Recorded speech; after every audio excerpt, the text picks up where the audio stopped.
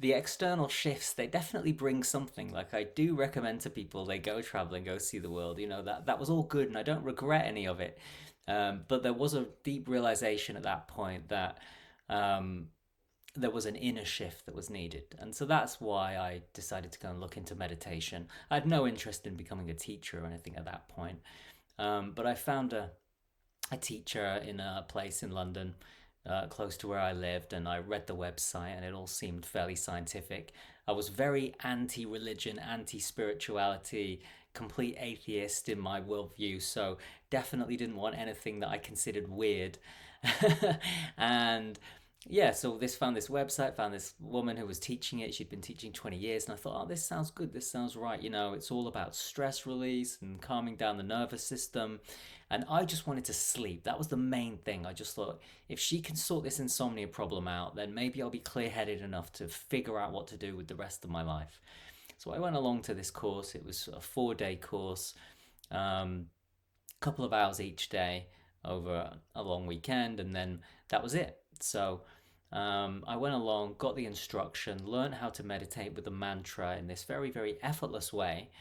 And what I found was it had a profound effect on my physical body. I felt like I was sort of feeling my body de-excited for the first time. It was like no adrenaline, no stress, no nothing. It was a sense of relaxation I hadn't really experienced before, and also a quietness of mind, a kind of inner stillness of mind. And it was really, really extraordinary. And I went home thinking, okay, I think that something feels good here. I might be onto something here. And I went home and I went to bed about 9 p.m. and I slept for about 12 hours. So I knew that something had happened, something good. I was still a bit nervous, like maybe it won't last, or maybe it's just a bit of luck. But I kept up the meditation, only 20 minutes twice a day, every day, which is standard in that particular tradition that she was teaching in. And I just noticed that I started to become more positive, and I started to have a better outlook, and I started to feel more confident in myself.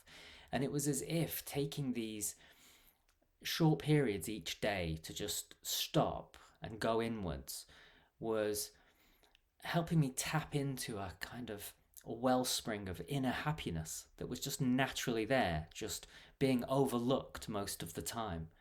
And my mindset set started to shift towards, okay, I can do all these things in my life. I can achieve my goals, and I can get the things that I want. And there's nothing wrong with that. But also, I need to take time to keep cultivating this sense of freedom, this sense of inner freedom that I've discovered through this meditation. And I'll see where that goes. It was kind of exciting that there was a sense of what was missing before had sort of been found in some way. Now, I won't say that my life was suddenly perfect, of course. That's not the case. You don't do a meditation course and then suddenly you become a Buddha. It's not like that. But I knew that there was something special that had been discovered. And I also knew my life was on a sort of new path as well. Um, but I carried on doing what I was doing. I was still running the online business with the guys, although I was back in London doing that. I was meditating 20 minutes twice a day, but that was fairly easy to do. But a lot of my bad habits fell off as well at this point. So I used to drink every night quite heavily, and suddenly I felt like, oh, I'll just skip it tonight. There's a few beers in the fridge, but I'll just leave them there. And then suddenly a week or 2 or 3 had gone by and I hadn't had a drink. And it wasn't because I was doing a challenge or forcing myself.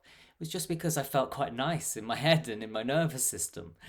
So yeah, it was a really profound shift for me. It doesn't happen for everybody like that, but that's how it was. So yeah, it was a slow sort of shift from there, but I wanted more of that. So that's what drove me to start doing retreats, and things went deeper from there.